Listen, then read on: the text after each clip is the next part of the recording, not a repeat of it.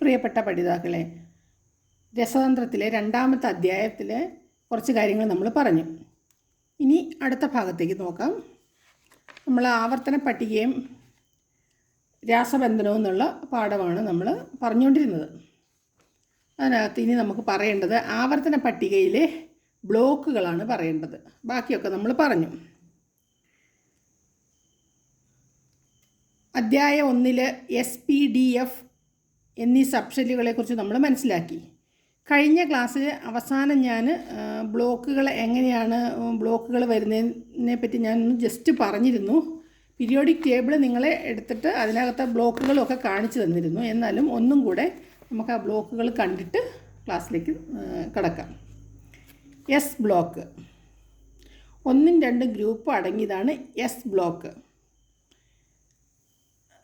13 മുതൽ 18 വരെയുള്ള ഗ്രൂപ്പുകൾ അടങ്ങിയതാണ് പി ബ്ലോക്ക്. ഇനി 3 മുതൽ 12 വരെയുള്ള ഗ്രൂപ്പുകളെയാണ് നമ്മൾ ഡി ബ്ലോക്ക് എന്ന് പറയുന്നത്. അതുപോലെ താഴെ 14, 14, 28 മൂലകങ്ങൾ അടങ്ങിയ വേറൊരു ഗ്രൂപ്പുണ്ട്. ഗ്രൂപ്പല്ല, വേറൊരു ഭാഗം. അതായത് ഇതിന് ശേഷമുള്ള 14ഉം ഇതിന് ശേഷമുള്ള 14ഉമാണ് ഇവിടെ. അത് ആക്റ്റിനോണുകളും ലാന്തനോണുകളും അവ എഫ് ബ്ലോക്ക് മൂലകങ്ങൾ എന്നറിയപ്പെടുന്നു. ഇതിനെയൊക്കെ ഓരോന്നിനെയും ബ്ലോക്കുകൾ ഇന്ന ബ്ലോക്ക് എന്ന് പറയാൻ കാരണം സബ്ഷെൽ ഇലക്ട്രോൺ വിന്യാസം പഠിച്ച സമയത്ത് നമ്മൾ അവസാനം വരുന്ന ഇലക്ട്രോണുകൾ വന്നു ചേരുന്ന സബ്ഷെൽ ഏതാണെന്ന് നോക്കിയിട്ട് ആണ് നമ്മൾ ഓരോന്നിനും ബ്ലോക്ക് പറയുന്നത്. അപ്പം ഈ 1, 2 ഗ്രൂപ്പിലുള്ള മൂലകങ്ങളുടെ അവസാന ഇലക്ട്രോണുകൾ വന്നു ചേരുന്നത് എസ് സബ്ഷെല്ലിലാണ്. അതുകൊണ്ട് ഇത് എസ് ബ്ലോക്ക് മൂലകം എന്നറിയപ്പെടുന്നു. അതുപോലെ തന്നെ 13 മുതൽ 18 വരെയുള്ള ഗ്രൂപ്പുകളിലുള്ള മൂലകങ്ങളുടെ ഇലക്ട്രോണുകൾ ലാസ്റ്റ് ഇലക്ട്രോൺ വന്നു ചേരുന്നത് പി സബ്ഷെല്ലിലേക്കായിരിക്കും. അതുകൊണ്ട് ഇവയെല്ലാം ഇതിലേത് മൂലകം എടുത്ത സബ്ഷെൽ ഇലക്ട്രോൺ വിന്യാസം എഴുതിയാലും അവസാനത്തെ ഇലക്ട്രോണുകൾ പി സബ്ഷെല്ലിലായിരിക്കും വരുന്നത്. അതുപോലെ തന്നെ ഇവിടെ ഈ 3 മുതൽ 12 വരെയുള്ള 3 മുതൽ 12 വരെയുള്ള ഗ്രൂപ്പുകളിലെ ആറ്റങ്ങളുടെ അവസാന ഇലക്ട്രോണുകൾ വന്നു ചേരുന്നത് ഡി സബ്ഷെല്ലിലായിരിക്കും. അതുകൊണ്ട് ഇവയെ ഡി ബ്ലോക്ക് മൂലകം എന്ന് പറയുന്നു. അതുപോലെ തന്നെ ഇതിൻ്റെ അവസാന ഇലക്ട്രോണുകൾ വന്നു ചേരുന്നത് എഫ് സബ്ഷെല്ലിലാണ്. അതുകൊണ്ട് ഇവയെ എഫ് ബ്ലോക്ക് മൂലകം എന്ന് പറയുന്നു. അതാണ് പൊതുവെ ഈ ബ്ലോക്കുമായി ബന്ധപ്പെട്ട് പറയാനുള്ളത്. ഇനി നമുക്ക് ആ പാഠഭാഗത്തിലേക്ക് കടക്കാം.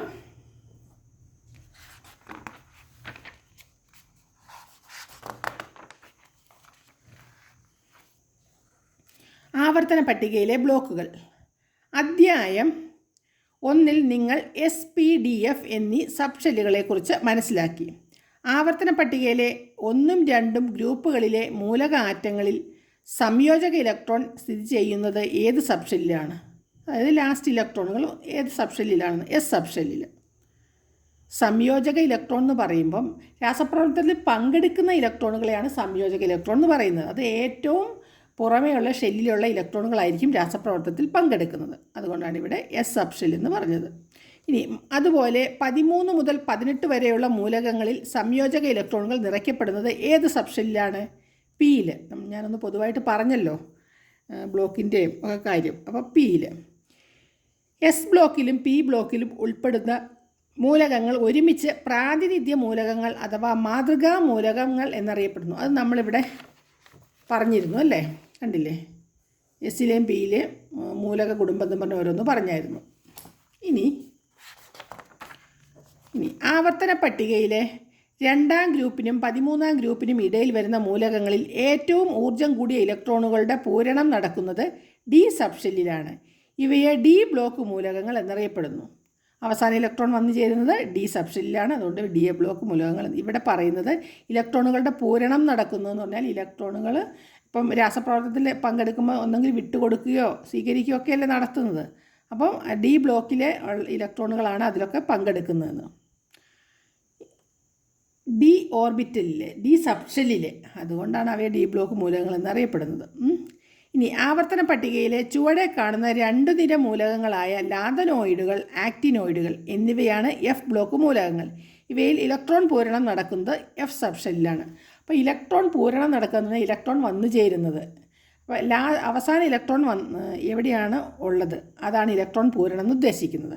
അപ്പോൾ എസ്സിൽ അവസാന ഇലക്ട്രോൺ വന്നു ചേരുന്നത് എസ് സബ്ഷെല്ലിൽ, പി ബ്ലോക്കിൽ അവസാന ഇലക്ട്രോൺ വന്നു ചേരുന്നത് അതല്ലെങ്കിൽ ഇലക്ട്രോൺ പൂരണം നടക്കുന്നത് പി സബ്ഷെല്ലിൽ, പിന്നെ ഡി ബ്ലോക്കിൽ അവസാന ഇലക്ട്രോൺ വന്നു ചേരുന്നത് അല്ലെങ്കിൽ ഇലക്ട്രോൺ പൂരണം നടക്കുന്നത് ഡി സബ്ഷെല്ലിൽ, അതുപോലെ എഫ് ബ്ലോക്കിൽ അവസാന ഇലക്ട്രോൺ വന്നു ചേരുന്നത് അല്ലെങ്കിൽ അവസാന ഇലക്ട്രോൺ പൂരണം നടക്കുന്നത് എഫ് സബ്ഷെല്ലിൽ. അതുമാത്രം ഒന്ന് ഓർത്തിരിക്കുക. അങ്ങനെ അതുകൊണ്ടാണ് ഇവയ്ക്ക് ഇങ്ങനെ ബ്ലോക്കുകൾ ഓരോ SPDF എന്ന് പറഞ്ഞ ബ്ലോക്കുകൾ വന്നത്. അപ്പോൾ അടുത്തത് ചുവടെ നൽകിയിരിക്കുന്ന പട്ടിക പൂർണ്ണമാക്കാൻ. സോഡിയത്തിൻ്റെ ആറ്റോമിക സംഖ്യ നമുക്കറിയാം. ഇങ്ങനെ എഴുതുമ്പോൾ ഈ താഴെ ഇടതുവശത്തുള്ളതാണ് ആറ്റോമിക സംഖ്യയെന്നും മുകളിൽ വലതുവശത്തുള്ളത് മാസ് സംഖ്യയെന്നും നമ്മൾ മുന്നേ ഉള്ള ഒന്നാമത്തെ പാഠത്തിൽ പഠിച്ചിട്ടുണ്ട്. അപ്പം ഇവിടെ ഈ ആറ്റോമിക സംഖ്യ മാത്രമേ തന്നിട്ടുള്ളൂ. അപ്പം സോഡിയം ആറ്റോമിക സംഖ്യ 11, ഇലക്ട്രോൺ വിന്യാസം 281, അവസാന ഇലക്ട്രോൺ എസ് സബ്ഷെല്ലിൽ. അതുപോലെ എസ് സബ്ഷെല്ലിൽ എങ്ങനെ വരുന്നു എന്ന് എനിക്കൊരു സംശയം വരും അല്ലേ. അപ്പോൾ നമുക്ക് ജസ്റ്റ് ഒന്ന് ഇവിടെ എഴുതാം. സോഡിയം Na, ഒരു മിനിറ്റ് വേറെ കളറുള്ള പെണ്ണെടുക്കട്ടെങ്കിലേ നിങ്ങൾക്ക് മനസ്സിലാകത്തുള്ളൂ. സോഡിയം Na 11 ഇലക്ട്രോൺ അല്ലേ. ഇതിൻ്റെ സബ്ഷെൽ ഇലക്ട്രോൺ വിന്യാസം ഇവിടെയുള്ള മെയിൻ ഷെൽ ഇലക്ട്രോൺ വിന്യാസം 281 അല്ലേ. ഇനി അത് സബ്ഷെൽ ഇലക്ട്രോൺ വിന്യാസം എഴുതുവാണേ.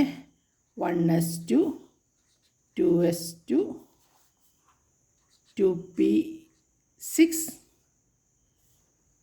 3s2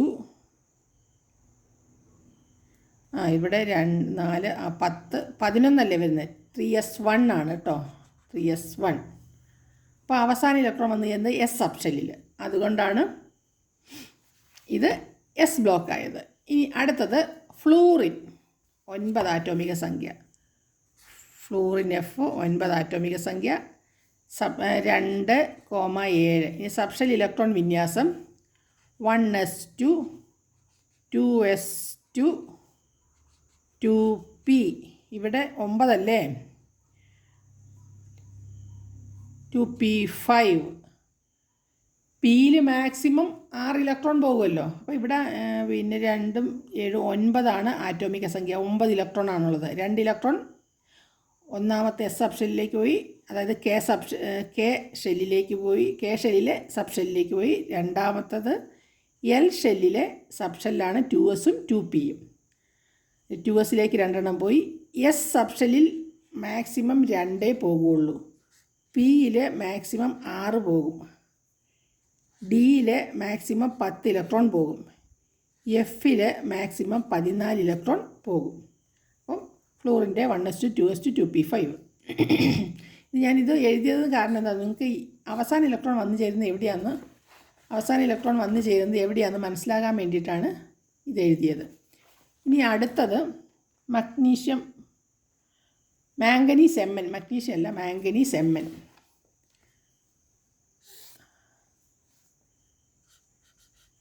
Mn 25 ആറ്റോമിക സംഖ്യ.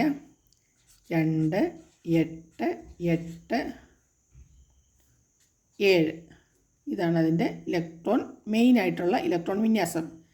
KLMN. ഈ സബ്ഷെൽ ഇലക്ട്രോൺ വിന്യാസം 1s2 2s2 2p6 3s2 3p6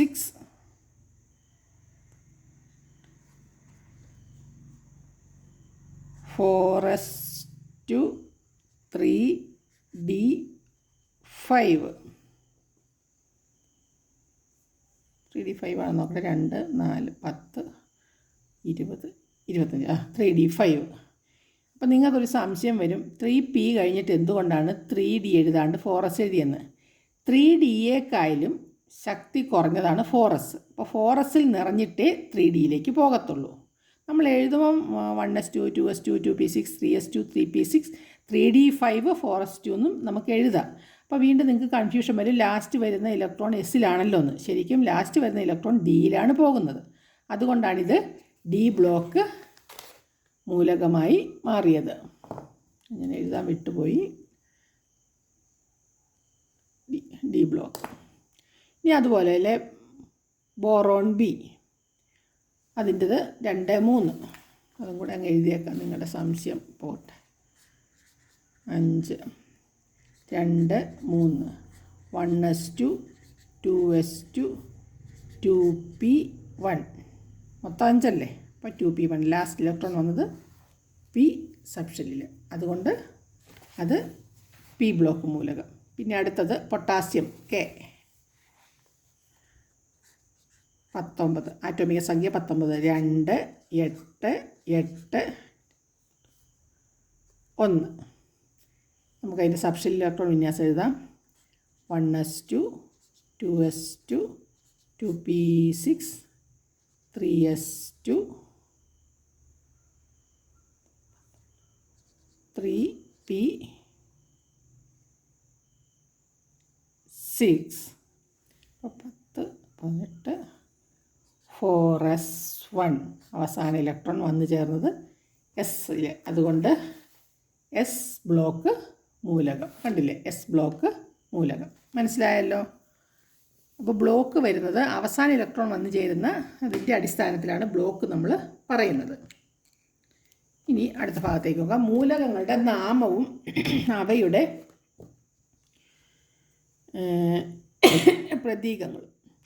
മൂലകനാമത്തിൽ നിന്ന് 1 അല്ലെങ്കിൽ 2 അക്ഷരമുള്ള സംജ്ഞകളാണ് മൂലക പ്രതീകങ്ങൾ. അതായത് ഇപ്പോൾ നമ്മൾ സോഡിയം എൻ എന്ന് എഴുതിയില്ലേ, എൻ വലിയ അക്ഷരവും എ ചെറിയ അക്ഷരവും. എഴുതാനുള്ള എളുപ്പം കാരണം മൂലകനാമങ്ങളെക്കാൾ പ്രതീകങ്ങൾക്ക് ഏറെ പ്രാധാന്യം ലഭിച്ചു. അതായത് നമ്മൾ സോഡിയം പൊട്ടാസ്യം മഗ്നീഷ്യം കാർബൺ എന്നൊക്കെ നീട്ടിപ്പിടിച്ച് എഴുതുന്നേക്കാളും ഭേദം അതിൻ്റെ പ്രതീകം എഴുതുവാണെങ്കിൽ നമുക്ക് ഈ രാസപ്രവർത്തനങ്ങളുടെയൊക്കെ ഇക്വേഷൻ എഴുതുമ്പോൾ ഒക്കെ എളുപ്പം കേട്ടോ.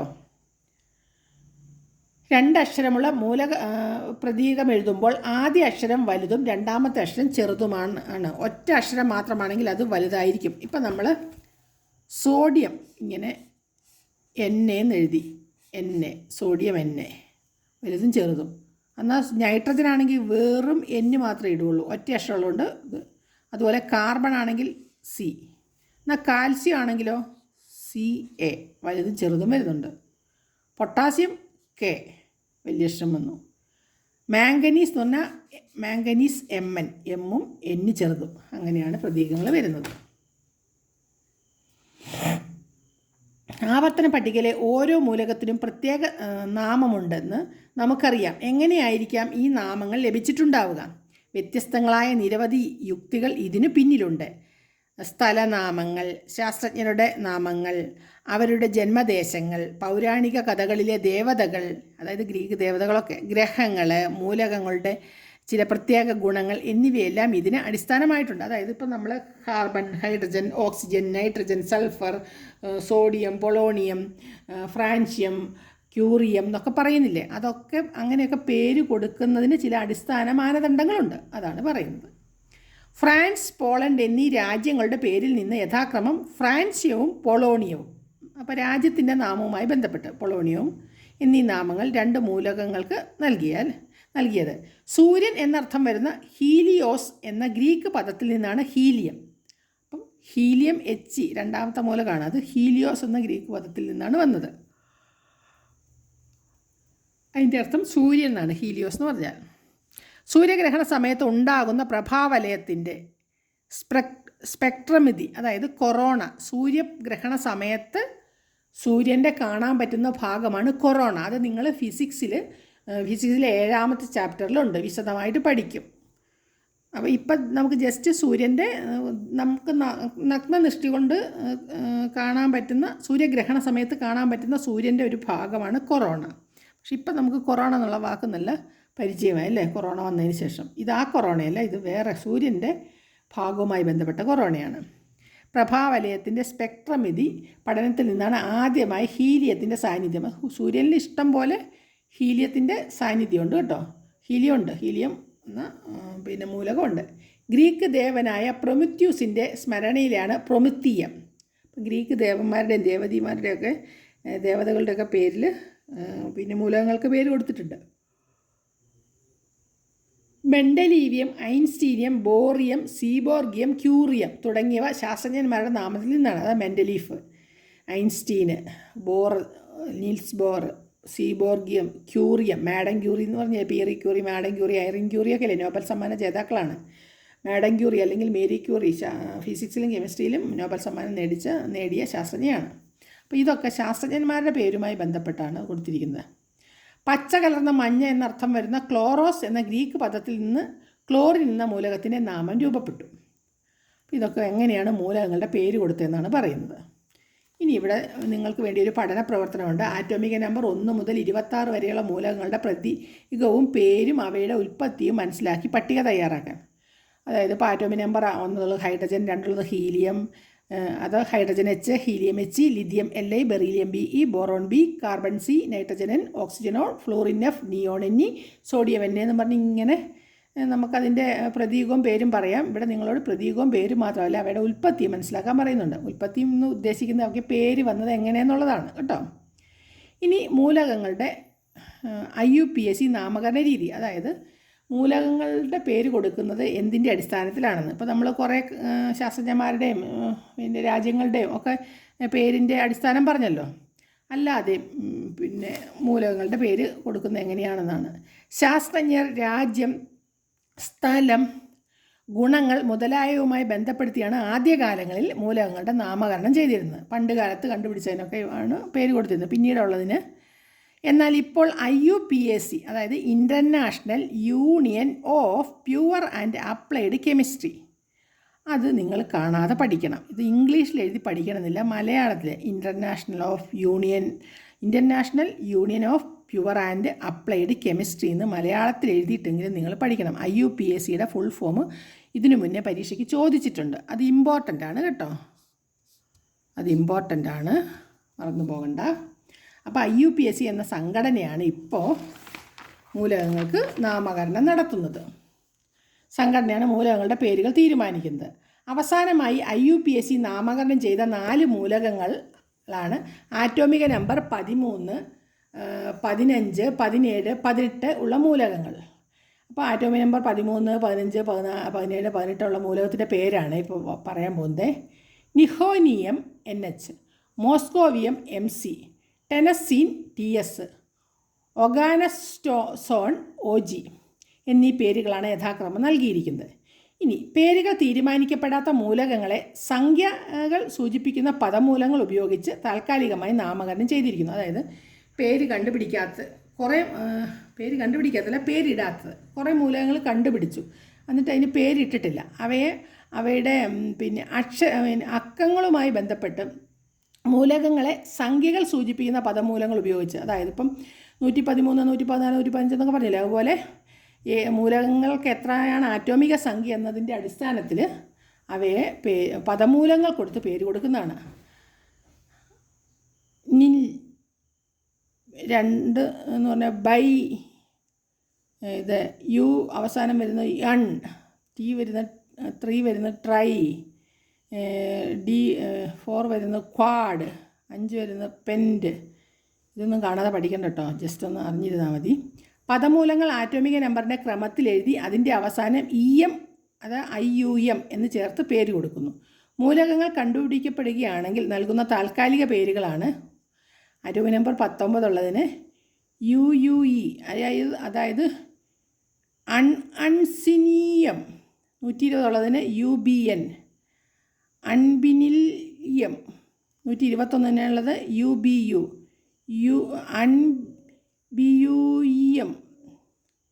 വായിക്കാൻ ഇച്ചിരി ബുദ്ധിമുട്ടാണ്, ഇതൊന്നും കാണാതെ പഠിക്കേണ്ട, ജസ്റ്റ് നിങ്ങൾക്ക് അറിയാൻ വേണ്ടി പറഞ്ഞതേ ഉള്ളൂ. ഇനി നമ്മൾ വേറൊരു ഭാഗത്തേക്കാണ് പോകുന്നത്.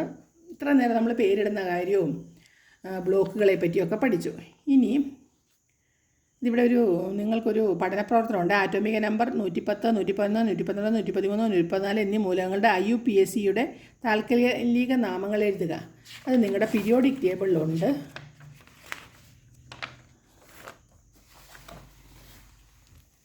ഏതായിരുന്നു പറഞ്ഞാൽ ഒരു മിനിറ്റ് നോക്കട്ടെ. 110, 111, 110.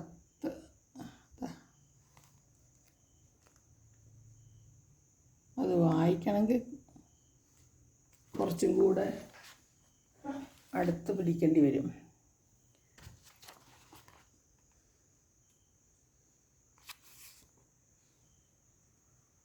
ഇതാ 110. ഡാംസ്റ്റാഡിയം 111, റെൻജനിയം 112,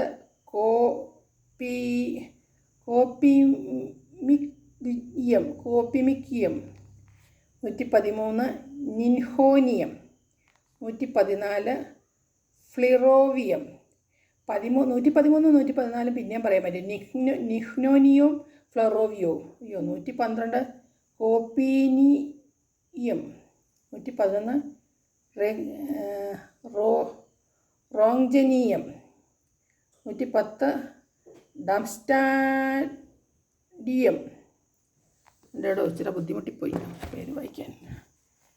അപ്പോൾ നമുക്ക് അങ്ങനെയൊക്കെയാണ്. അതൊന്നും കാണാതെ പഠിക്കേണ്ട, അത് നിങ്ങൾക്ക് ജസ്റ്റ് അറിയാൻ വേണ്ടി പറഞ്ഞതേ ഉള്ളൂ. ഇനി നമുക്ക് ആറ്റോമിക വേറെ ഭാഗത്തേക്ക് പോകാം. ആറ്റത്തിൻ്റെ വലിപ്പവുമായി ബന്ധപ്പെട്ട കുറച്ച് കാര്യങ്ങളാണ്. ആറ്റത്തിൻ്റെ വലിപ്പം എല്ലാ മൂലക ആറ്റങ്ങൾക്കും ഒരേ വലിപ്പമാണോ? ആറ്റോമിക നമ്പർ മാറുന്നതിനനുസരിച്ച്, മൂലകങ്ങൾ മാറുന്നതിനനുസരിച്ച് ആറ്റത്തിൻ്റെ വലിപ്പത്തിനും വ്യത്യാസം ഉണ്ടാകും. നമുക്ക് നോക്കാം. ആറ്റങ്ങൾ അതിസൂക്ഷ്മ കണങ്ങളാണെന്ന് നമുക്കറിയാം. എന്നിരുന്നാലും അവയുടെ ആകൃതിയിൽ ഏറ്റക്കുറച്ചിലുകളുണ്ട്.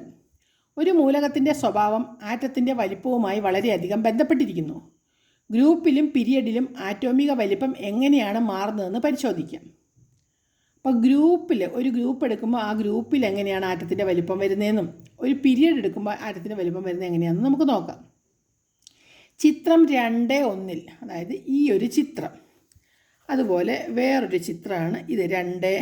ചിത്രം 2.2, ചിത്രം 2.1. അതായത് ഇതൊരു ഗ്രൂപ്പിനെ പ്രതിനിധാനം ചെയ്യുന്നു, ഇതൊരു പീരിയഡിനെ പ്രതിനിധാനം ചെയ്യുന്നു. അപ്പം നമുക്ക് ഇത് വായിക്കുന്നതിന് മുന്നേ പൊതുവായിട്ടൊന്നും പറയാം. ഗ്രൂപ്പിൽ അത് ഒന്നാം ഗ്രൂപ്പാണ്, ഹൈഡ്രജൻ ലിഥിയമൊക്കെ ഉള്ള ഗ്രൂപ്പാണ്. ഗ്രൂപ്പിൽ മുകളിൽ നിന്ന് താഴേക്ക് പോകും തോറും ആറ്റത്തിൻ്റെ വലിപ്പം കൂടുന്നു. ചെറുത്, വലുത്, അതിലും വലുത്, അതിലും വലുത്, അതിലും വലുത്, അതിലും വലുത്. അപ്പോൾ ഗ്രൂപ്പിൽ മുകളിൽ നിന്ന് താഴേക്ക് പോകും തോറും ആറ്റത്തിൻ്റെ വലിപ്പം കൂടുന്നു. എന്നാൽ ഇതൊരു പീരിയഡിലെയാണ്, ഇത് രണ്ടാം പീരിയഡിലെയാണ് കേട്ടോ. പീരിയഡിൽ ഇടത്തുനിന്ന് വലത്തോട്ട് പോകും തോറും ആറ്റത്തിൻ്റെ വലിപ്പം കുറയുന്നു. പീരിയഡിൽ ഇടത്തുനിന്ന് വലത്തോട്ട് പോകും തോറും ആറ്റത്തിൻ്റെ വലിപ്പം കുറയുന്നു. ഇനി നമുക്കിത് വായിച്ചു നോക്കാം. തന്നിരിക്കുന്നവയിൽ ഏറ്റവും ചെറുതും ഏറ്റവും വലുതുമായ ആറ്റങ്ങൾ ഏതൊക്കെ? ഇതിനകത്തെ ഏറ്റവും ചെറുത് ഹൈഡ്രജനും ഏറ്റവും വലുത് സീഷ്യവും. ഗ്രൂപ്പിൽ താഴോട്ട് വരുംതോറും ആറ്റത്തിൻ്റെ വലിപ്പത്തിൽ എന്താണ് സംഭവിക്കുന്നത്? അതിന് കാരണം എന്തായിരിക്കും? ഗ്രൂപ്പിൽ മുകളിൽ നിന്ന് താഴേക്ക് വരുംതോറും ആറ്റത്തിൻ്റെ വലിപ്പം കൂടുന്നു. അതിന് കാരണം എന്താണെന്ന് വെച്ചാൽ ഇലക്ട്രോണിൻ്റെ എണ്ണം കൂടുന്നു, ഷെല്ലുകളുടെ എണ്ണം കൂടുന്നു, അപ്പോൾ ആറ്റത്തിൻ്റെ വലിപ്പം കൂടുന്നു. ഗ്രൂപ്പിലെ കാര്യം. എന്നാൽ പിന്നെ അത് ഉത്തരം ഇവിടെ തന്നെയുണ്ട്. ഗ്രൂപ്പിൽ മുകളിൽ നിന്ന് താഴോട്ട് പോകും തോറും ന്യൂക്ലിയസിന് ചുറ്റുമുള്ള ഷെല്ലുകളുടെ എണ്ണം വർദ്ധിപ്പിക്കുന്നതിനാൽ ആറ്റത്തിൻ്റെ വലിപ്പം വർദ്ധിക്കുന്നു. ഇതൊരു പ്രധാനപ്പെട്ട പോയിൻ്റാണ്. ഇനി പീരിയഡിൽ ഇടത്തുനിന്ന് വലത്തേക്ക് പോകും തോറും ആറ്റത്തിൻ്റെ വലിപ്പം കുറയുമെന്ന് പറഞ്ഞല്ലോ. ഇവിടെ നിങ്ങളൊരു കാര്യം ശ്രദ്ധിക്കണം. രണ്ടാമത്തെ പീരിയഡിൽ എത്ര ഷെല്ലാണ് ഉള്ളത്? 1 2 1 2 1 2 1 2 1 2 1 2 1 2 2 ഷെല്ലല്ലേ ഉള്ളൂ. ഇനി ഇങ്ങോട്ട് നോക്കുക. ആറ്റോമിക സംഖ്യ കൂടുന്നതിനനുസരിച്ച് ന്യൂക്ലിയസ് ചാർജിന് എന്താണ് സംഭവിക്കുന്നത്? ന്യൂക്ലിയസിൻ്റെ ചാർജ് കൂടും അല്ലേ? പീരിയഡിൽ ഇടത്തുനിന്ന് വലത്തോട്ട് പോകും തോറും ന്യൂക്ലിയസിലെ പ്രോട്ടോണുകളുടെ എണ്ണം വർദ്ധിക്കുന്നു. തദനുസൃതമായി ഇലക്ട്രോണുകൾ സമൂഹം ന്യൂക്ലിയസിലേക്ക് ആകർഷിക്കപ്പെടുകയും ആറ്റത്തിൻ്റെ വലിപ്പം കുറഞ്ഞു വരികയും ചെയ്യുന്നു. ഒന്നും കൂടെ വ്യക്തമാക്കാതെ, പീരിയഡിൽ ഇടത്തുനിന്ന് വലത്തോട്ട് പോകും തോറും, അതിന് നമുക്ക് ഈ ചിത്രം തന്നെ എടുക്കാം. പീരിയഡിൽ ഇടത്തുനിന്ന് വലത്തോട്ട് പോകും തോറും അതാ കണ്ടു ഇവിടെ ന്യൂക്ലിയസിൻ്റെ ചാർജ് 3, 4, 5, 6, 7, 8, 9 ചാർജ് ഇങ്ങനെ കൂടി വന്നു. ന്യൂക്ലിയസിൻ്റെ ചാർജ് എന്ന് ഉദ്ദേശിക്കുന്നത് ന്യൂക്ലിയസിലുള്ള പ്രോട്ടോണിൻ്റെ എണ്ണം കൂടുന്നതിനനുസരിച്ച് ഇലക്ട്രോണിൻ്റെ എണ്ണം കൂടിയല്ലേ. ഇവിടെ 3 ഇലക്ട്രോൺ പുറത്ത്, ഇവിടെ 4 ഇലക്ട്രോൺ, ഇവിടെ 5 ഇലക്ട്രോൺ, ഇവിടെ 6 ഇലക്ട്രോൺ, ഇവിടെ 7 ഇലക്ട്രോൺ, ഇവിടെ 8 ഇലക്ട്രോൺ, ഇത് 9 ഇലക്ട്രോൺ. അപ്പം ആറ്റത്തിൻ്റെ ഇലക്ട്രോണുകളുടെ എണ്ണം കൂടുന്നതിനനുസരിച്ച് ഈ ന്യൂക്ലിയസും പുറമേയുള്ള ഇലക്ട്രോണും തമ്മിലുള്ള ആകർഷണം വളരെ ശക്തമാകുന്നു. ഇവിടെയുള്ള ആകർഷണം പോലെ ആയിരിക്കത്തില്ല ഇങ്ങോട്ട് വരുന്തോറും ന്യൂക്ലിയസും ഇലക്ട്രോണുകളും തമ്മിലുള്ള ആകർഷണം കൂടുമ്പോൾ ഇലക്ട്രോണുകളെ ന്യൂക്ലിയസിലേക്ക് വലിച്ചടുപ്പിക്കുകയും ആറ്റത്തിൻ്റെ വലിപ്പം കുറയുകയും ചെയ്യുന്നു. അതുകൊണ്ടാണ് ഇവിടെ എത്തിയപ്പോഴത്തെ ആറ്റത്തിൻ്റെ വലിപ്പം കുറഞ്ഞത്.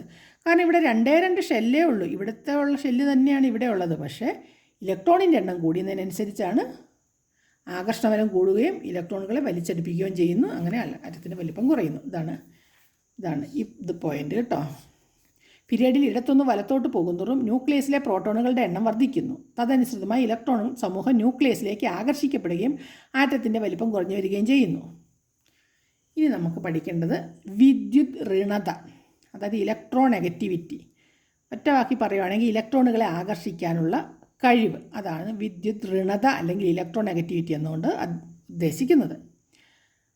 സഹസംയോജക ബന്ധനത്തിൽ ഏർപ്പെട്ടിരിക്കുമ്പോൾ ഇലക്ട്രോണുകളെ തങ്ങളിലേക്ക് ആകർഷിക്കുവാനുള്ള ഒരാറ്റത്തിൻ്റെ പ്രവണതയാണ് വിദ്യുത് ഋണത എന്ന് വിളിക്കുന്നത്. അതായത് ഇലക്ട്രോണുകളെ ആകർഷിക്കാനുള്ള ഒരാറ്റത്തിൻ്റെ പ്രവണത. ഇത് പ്രധാനമായും ആറ്റത്തിൻ്റെ വലിപ്പത്തെയും ഇലക്ട്രോൺ നേടാനോ നഷ്ടപ്പെടാനോ ഉള്ള കഴിവിനെയും ആശ്രയിച്ചിരിക്കുന്നു. അപ്പം ആറ്റത്തിൻ്റെ വലിപ്പത്തെയും ഇലക്ട്രോൺ നേടാനോ നഷ്ടപ്പെടാനോ ഉള്ള കഴിവിനെയും, അതായത് ഇവിടെ ജസ്റ്റ് ഒന്നുകൂടെ പറയാം. ഔട്ടർമോസ്റ്റ് അല്ലെങ്കിൽ ബാഹ്യതമശല്യം 1 ഇലക്ട്രോൺ, ഇവിടുത്തെ ഇപ്പോൾ 2 ഇലക്ട്രോൺ, ഇവിടുത്തെ ഇപ്പോൾ 3 ഇലക്ട്രോൺ ബാഹ്യതമശല്യം, ഇവിടെ 4 ഇലക്ട്രോൺ, 5 ഇലക്ട്രോൺ. അങ്ങനെ ഇലക്ട്രോണിൻ്റെ എണ്ണം കൂടുന്നതിനനുസരിച്ച് ആറ്റത്തിന് ശക്തി കൂടിക്കൊണ്ടിരിക്കും. പുറത്തേക്ക് ഇലക്ട്രോണുകളെ കളയാനുള്ള ടെൻഡൻസി ഇല്ല. എന്നാൽ ഇവിടെ ഒരെണ്ണമൊക്കെ ആകുമ്പോൾ ഒന്നിനെ അങ്ങ് വിട്ടുകൊടുത്തേക്കാന്ന് വിചാരിക്കും. പക്ഷെ ഇങ്ങോട്ടെത്തുമ്പോൾ ഏറ്റവും ഔട്ടർമോസ്റ്റിൽ 7 ഇലക്ട്രോൺ ഉണ്ട്. അതിനെ വിട്ടുകൊടുക്കാൻ ഈ ആറ്റം സമ്മതിക്കത്തില്ല. അപ്പം ഇവിടെ നിന്ന് ഇങ്ങോട്ട് വരുന്തോറും ഇലക്ട്രോണുകൾ വിട്ടുകൊടുക്കാനുള്ള കഴിവ് കുറയുന്നു. അത് ഇലക്ട്രോണിനെ ആകർഷിക്കാനുള്ള കഴിവ് കൂടുന്നു. വിട്ടുകൊടുക്കാതിരിക്കുക എന്ന് പറയുമ്പോൾ ആകർഷിക്കുകയാണല്ലോ. ആറ്റത്തിൻ്റെ വലിപ്പം കുറയും തോറും അതിൻ്റെ വിദ്യുത് ഋണത വർദ്ധിക്കുന്നു. വലിപ്പം കുറയും തോറും വിദ്യുത് ഋണത അല്ലെങ്കിൽ ഇലക്ട്രോൺ ആക്ടിവിറ്റി വർദ്ധിക്കുന്നു. അതിനാൽ പീരിയഡിൽ ഇടത്തുനിന്ന് വലത്തോട്ട് പോകുന്തോറും വിദ്യുത് ഋണത കൂടുന്നു. അപ്പം ഒരു പോയിൻ്റ് കൂടിയുണ്ട്.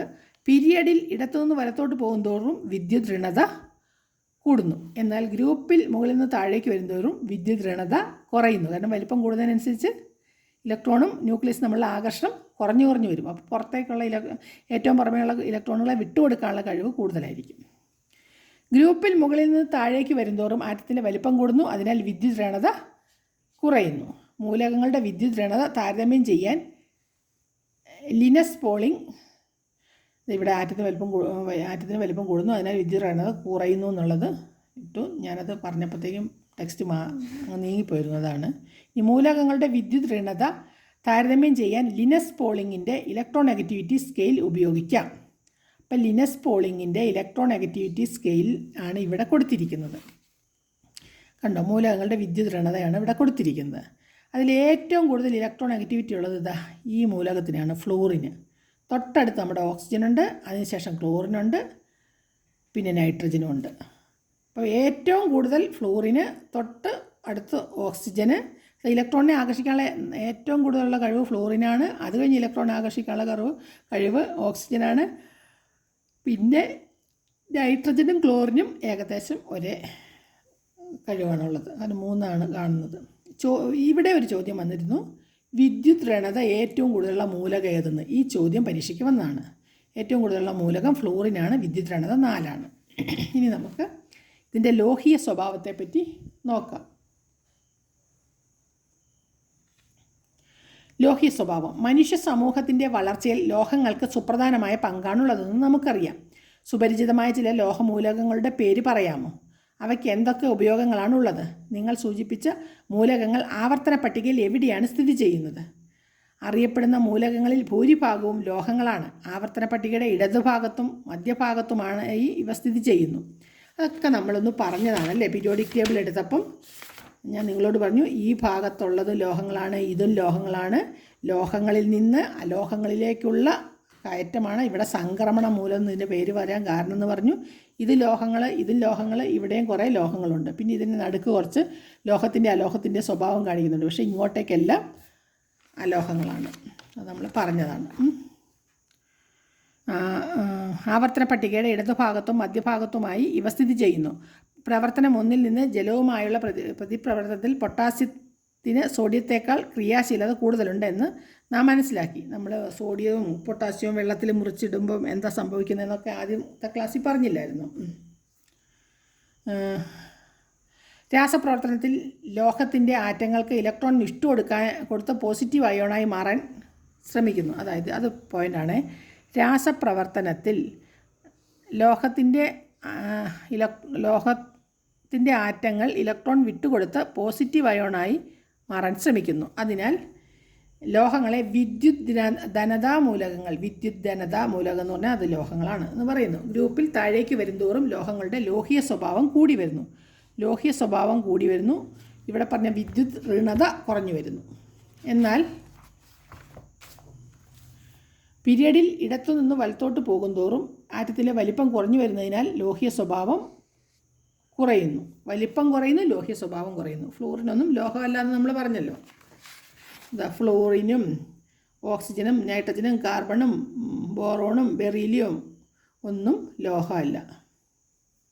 ഇനി അലോഹമാണ്.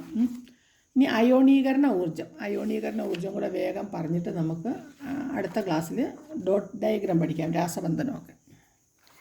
ഇതിനകത്ത് അധികം കാര്യമായിട്ട് പറയാനില്ല, അതുകൊണ്ടാണ് വേഗം പറഞ്ഞു പോകുന്നത്. ചുവടെ കൊടുത്തിരിക്കുന്ന പട്ടിക പരിശോധിക്കുക. Sodium 281, oxygen 26, potassium 2881, chlorine 287. Electron വിന്യാസമാണ്. പട്ടികയിലെ മൂലകങ്ങളെ അവയുടെ ഇലക്ട്രോൺ വിന്യാസത്തിൻ്റെ ആവർത്തന പട്ടികയിലെ അവയുടെ സ്ഥാനത്തിൻ്റെയും അടിസ്ഥാനത്തിൽ വിദ്യുത് ധനത കൂടിയവയും വിദ്യുത് ഋണത കൂടിയവയുമായി വർഗീകരിക്കാൻ പറഞ്ഞാൽ നമുക്ക് സോഡിയം വിദ്യുത് ധനതയാണ്, ഓക്സിജൻ വിദ്യുത് ഋണതയാണ്, പൊട്ടാസ്യം വിദ്യുത് ധനതയാണ്, അതായത് ഇലക്ട്രോണിനെ വിട്ടുകൊടുക്കാനുള്ള കഴിവ്. ക്ലോറിന് വിദ്യുത് ഋണതയാണ്, ഇലക്ട്രോണിനെ സ്വീകരിക്കാനുള്ള കഴിവ്.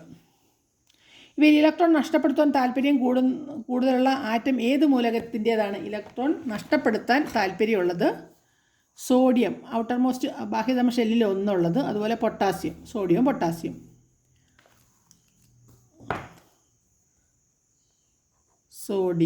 പൊട്ടാസ്യം. ഇനി ഇലക്ട്രോൺ നേടുന്നതിന് താല്പര്യം കൂടുതൽ ഏത് മൂലകത്തിൻ്റെ ആറ്റത്തിനായിരിക്കും? ക്ലോറിൻ്റെ. 287 അല്ലേ? അപ്പോൾ എവിടെന്നെങ്കിലും ഒരെണ്ണം കിട്ടുവാണെങ്കിൽ അഷ്ടകം പൂർത്തിയാകും. അതുകൊണ്ട് ക്ലോറിൻ. ഇനി ഇലക്ട്രോൺ നഷ്ടപ്പെടുകയോ നേടുകയോ ചെയ്തു കഴിയുമ്പോൾ ആറ്റത്തിന് വൈദ്യുത ചാർജിൻ്റെ ന്യൂട്രാലിറ്റി ഉണ്ടായിരിക്കുമോ? ഇലക്ട്രോൺ നഷ്ടപ്പെട്ടാൽ പോസിറ്റീവ് ചാർജും ഇലക്ട്രോൺ നേടിയാൽ നെഗറ്റീവ് ചാർജുമാണ്. ഇലക്ട്രോൺ നഷ്ടപ്പെടുകയോ നേടുകയോ ചെയ്തു കഴിയുമ്പോൾ ആറ്റങ്ങൾ ചാർജുള്ളവയായിത്തീരുന്നു. അതായത് ഇലക്ട്രോൺ നഷ്ടപ്പെട്ടാലും ചാർജുണ്ട്, ഇലക്ട്രോൺ നേടിയാലും ആറ്റങ്ങൾ ചാർജുള്ളവരായി മാറുന്നു. അങ്ങനെ ചാർജുള്ള ആറ്റങ്ങളെയാണ് അയോണുകൾ എന്ന് പറയുന്നത്. ഇവിടെ പറയുന്നത് ചാർജുള്ള ആറ്റങ്ങളെ അയോണുകൾ എന്ന് പറയുന്നു. ഇത് ഇമ്പോർട്ടൻ്റ് ആണ്. ആറ്റങ്ങളിൽ പ്രോട്ടോണുകളുടെയും ഇലക്ട്രോണുകളുടെയും എണ്ണം തുല്യമായതിനാൽ അതിന് വൈദ്യുതി ന്യൂട്രാലിറ്റി ഉണ്ട്. എന്നാൽ ആറ്റത്തിൽ നിന്ന് ഇലക്ട്രോൺ നഷ്ടപ്പെടുമ്പോൾ അത് പോസിറ്റീവ് അയോണായി മാറുന്നു. ആറ്റത്തിലെ പോസിറ്റീവ് ചാർജുള്ള ന്യൂക്ലിയസിൻ്റെ ആകർഷണബലത്തിൽ നിന്ന് ഇലക്ട്രോണുകളെ സ്വതന്ത്രമാക്കുന്നതിനുള്ള ഊർജ്ജം ആവശ്യമാണ്. ഇതാണ് അയോണീകരണ ഊർജ്ജം എന്ന് പറയുന്നത്.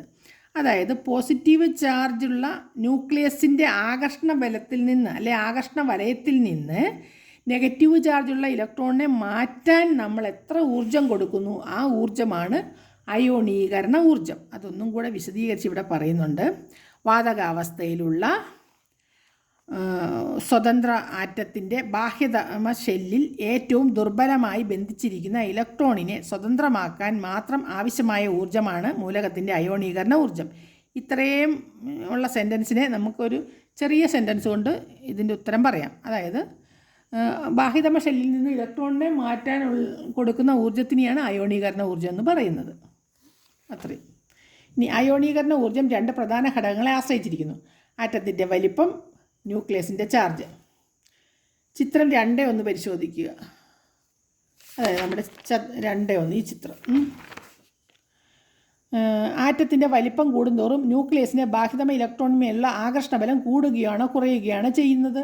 വലിപ്പം കൂടുമ്പോൾ ഉള്ളിലുള്ള ന്യൂക്ലിയസിനും പുറത്തുള്ള ഇലക്ട്രോൺ തമ്മിലുള്ള ആകർഷണം കുറയുന്നു. ആറ്റത്തിൻ്റെ വലിപ്പം കൂടുന്തോറും ന്യൂക്ലിയസിൻ്റെ ബാഹ്യതമ ഷെല്ലിലെ ഇലക്ട്രോണിൻ്റെ മേലുള്ള ആകർഷണബലം കുറയുന്നു. അത് തന്നെയാണ് ഇവിടെ പറയുന്നത്. ഇതിൻ്റെ ഫലമായി അയോണീകരണ ഊർജ്ജം കുറയുന്നു. അപ്പം ഏറ്റവും പുറമേയുള്ള ഇലക്ട്രോണിനെ മാറ്റാൻ വേണ്ടിയിട്ട് ചെറിയൊരു ഊർജ്ജം കൊടുത്താൽ മതി. അത് പതുക്കെ ഏറ്റവും അറ്റത്തെ ബെഞ്ചിലിരിക്കുന്ന ആളെ നമുക്ക് വീഴിക്കണമെങ്കിൽ ഒരു പതുക്കെ ഒരു തള്ളു കൊടുത്താൽ പോരെ ഇങ്ങേ അറ്റത്തുനിന്ന്. അതുപോലെ തന്നെ ഇനി ഗ്രൂപ്പിൽ മുകളിൽ നിന്ന് താഴോട്ട് വരുന്തോറും അയോണീകരണ ഊർജ്ജം എങ്ങനെ വ്യത്യാസപ്പെടുന്നു? ഗ്രൂപ്പിൽ മുകളിൽ നിന്ന് താഴേക്ക് വരുന്തോറും ആറ്റത്തിൻ്റെ വലിപ്പം കൂടുന്നു, അയോണീകരണ ഊർജ്ജം കുറയുന്നു.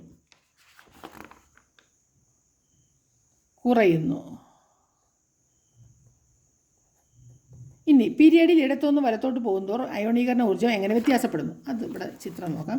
പീരിയഡിൽ ഇടത്തുനിന്ന് വലത്തോട്ട് പോകുന്തോറും ഇലക്ട്രോണിൻ്റെ എണ്ണം കൂടുന്നു. അപ്പോൾ എണ്ണം കൂടുമ്പോൾ എന്ത് ചെയ്യുന്നു? ഇവിടെ നിന്ന് ഒരു ഇലക്ട്രോണെ തട്ടി മാറ്റുന്ന ഊർജ്ജം പോരാ, ഇങ്ങേ അറ്റത്തുള്ള ഒരു ഇലക്ട്രോണിനെ മാറ്റണമെങ്കിൽ വളരെ ശക്തമായ ഊർജ്ജം കൊടുക്കണം. അപ്പം പീരിയഡിൽ ഇടത്തുനിന്ന് വലത്തോട്ട് പോകുന്തോറും അയോണീകരണ ഊർജ്ജം കൂടുന്നു. കാരണം ബാഹ്യതമ ഷെല്ലിലെ ഇലക്ട്രോണിനെ പുറത്താക്കണമെങ്കിൽ വളരെ ശക്തമായ ഊർജ്ജം പ്രയോഗിക്കണം, അല്ലേ? നല്ല തള്ളു കൊടുക്കണം. അപ്പം എന്താണ് ഇവിടെ പറയുന്നത്? അയോണീകരണ ഊർജ്ജം എങ്ങനെ വ്യത്യാസപ്പെടുന്നു? കൂടുന്നു. അപ്പോൾ പീരിയഡിൽ ഇടത്തുനിന്ന് വലത്തോട്ട് പോകുന്തോറും അയോണീകരണ ഊർജ്ജം കൂടുന്നു. ഗ്രൂപ്പിൽ മുകളിൽ നിന്ന് താഴേക്ക് വരുന്തോറും അയോണീകരണ ഊർജ്ജം കുറയുന്നു. ഒരു ഗ്രൂപ്പിൽ താഴോട്ട് വരുന്തോറും അയോണീകരണ ഊർജ്ജം കുറയുന്നു. എന്നാൽ പീരിയഡിൽ ഇടത്തുനിന്ന് വലത്തോട്ട് വരുന്തോറും അയോണീകരണ ഊർജ്ജം കൂടുന്നു. ഇലക്ട്രോൺ നഷ്ടപ്പെടുമ്പോൾ ആറ്റം പോസിറ്റീവ് അയോണായി മാറുന്നു. അപ്പോൾ ഇലക്ട്രോൺ നഷ്ടപ്പെടുമ്പോൾ ആറ്റം പോസിറ്റീവ് അയോണായി മാറുന്നു. അതായത് സോഡിയം ഒരു ഇലക്ട്രോണെ പോയി കൊടുത്തു കഴിഞ്ഞാൽ സോഡിയം അയോണായിട്ട് മാറുന്നു. ഇനി ക്ലോറിൻ ഒരു ഇലക്ട്രോണെ സ്വീകരിച്ചാൽ ക്ലോറൈഡ് അയോണായിട്ട് മാറുന്നു, Cl-. ഒരു ഇലക്ട്രോണെ സ്വീകരിക്കുമ്പോൾ ഒരു നെഗറ്റീവ് ചാർജ് അധികമാകുന്നു. ഒരു ഇലക്ട്രോണിനെ വിട്ടുകൊടുക്കുമ്പോൾ ഒരു പോസിറ്റീവ് ചാർജ് അധികമാകുന്നു. ഇങ്ങനെയാണ് അയോണിൻ്റെ സിംബൽസ്. ഇനി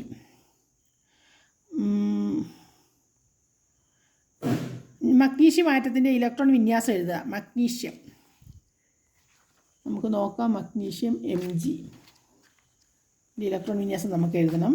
Mg 12 ആറ്റോമിക് സംഖ്യ. 2 8 2. ഇതിൽ ഒരു ഇലക്ട്രോൺ നഷ്ടപ്പെട്ടാൽ കിട്ടുന്ന ആറ്റത്തിന് എത്ര യൂണിറ്റ് പോസിറ്റീവ് ചാർജ് ഉണ്ടാകും? 1 യൂണിറ്റ്. ഒരു ഇലക്ട്രോൺ നഷ്ടപ്പെട്ടാൽ 1 യൂണിറ്റ്. ലഭിച്ച അയോണിന് നിന്ന് ഒരു ഇലക്ട്രോൺ കൂടി നഷ്ടപ്പെടുമ്പോൾ കിട്ടുന്ന അയോണിന് എത്ര യൂണിറ്റ് പോസിറ്റീവ് ചാർജ് ഉണ്ടാകും? ലഭിച്ച അയോണിൽ നിന്ന് 1 ഇലക്ട്രോൺ. അപ്പോൾ 1 ഇലക്ട്രോൺ നഷ്ടപ്പെട്ട് കഴിയുമ്പം 1 യൂണിറ്റ് ചാർജ് കിട്ടും. അവിടെ നിന്ന് വീണ്ടും ഒന്നും കൂടെ പോയാൽ 2 യൂണിറ്റ് ചാർജ്.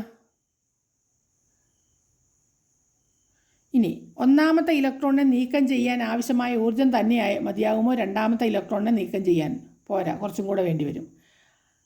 അങ്ങനെയാണെങ്കിൽ അയോണിക ഊർജ്ജത്തിന് എന്ത് മാറ്റമാണ് ഉണ്ടാകുന്നത്? ന്യൂക്ലിയർ ചാർജ് വർദ്ധിക്കുന്നതിനനുസരിച്ച് അയോണീകരണ ഊർജ്ജം വർദ്ധിക്കുന്നു. അത്രയും ഓർത്താൽ മതി കേട്ടോ. ന്യൂക്ലിയർ ചാർജ് വർദ്ധിക്കുന്നതിനനുസരിച്ച് അയോണീകരണ ഊർജ്ജം കൂടുന്നു. അപ്പോൾ അയോണീകരണ ഊർജ്ജത്തെ പറ്റിയാണ് നമ്മൾ പറഞ്ഞത്. ഇനി നമ്മൾ രാസബന്ധനം എന്ന് പറഞ്ഞ പുതിയൊരു ഭാഗമാണ് പഠിക്കുന്നത്. അതിലേക്ക് പോകുന്നതിന് മുന്നേ നമുക്ക് ഇന്നത്തെ ക്ലാസ് ഇതുകൊണ്ട് നിർത്താം. നിങ്ങൾക്ക് എന്തെങ്കിലും സംശയം ഉണ്ടെങ്കിൽ നിങ്ങൾ കമൻറ്റിൽ ചോദിക്കണം. പല ആൾക്കാർക്കും പുസ്തകം കിട്ടിയിട്ടില്ലെന്നൊക്കെ പറയുന്നത് കേട്ടു. പുസ്തകങ്ങൾ അതാത് സെൻറ്ററുകളിൽ നിന്നാണ് കൊടുക്കുന്നത്. ഇന്നൊരു കമൻറ്റ് കണ്ടതാണ് പുസ്തകം എവിടെ നിന്ന് കിട്ടിയെന്നുള്ളത്. ഇനി ഞാൻ പറയുന്നതാണ് മറുപടി. പിന്നെ നിങ്ങൾ കമൻറ്റ് ഇടുക, ലൈക്ക് ചെയ്യുക, സബ്സ്ക്രൈബ് ചെയ്യുക. ഒരു ലൈക്കൊക്കെ അങ്ങ് ഇട്ട് വെക്കടോ. അപ്പോൾ ഓക്കെ, താങ്ക് യു. എല്ലാവരും നന്നായിട്ട് പഠിക്കുക. All the best. ഇതിന് ശേഷമുള്ള ക്ലാസ് അടുത്ത് തന്നെ ഇടുന്നതായിരിക്കും. Okay, thank you.